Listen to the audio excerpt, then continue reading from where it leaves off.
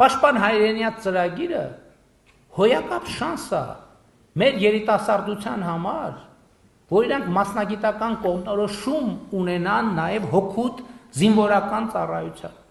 Որտեղ մենք այդպիսի համակարգ նախկինում չենք ունեցել, որ երիտասարդին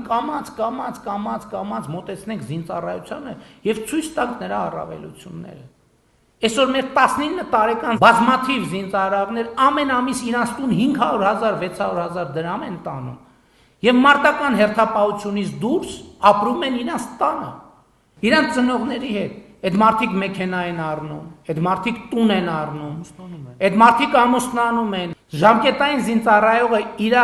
տուն երբեմն այնքան գումար է մտցնում, կան շատ այդպիսիները համոզված են, որ այդ տունը վերջին 20 տարում, վերջին 30 տարում միանվագ ամիսը 500,000 դրամ չի մտել։ Եվ սա փաստ է, կայացած փաստ է։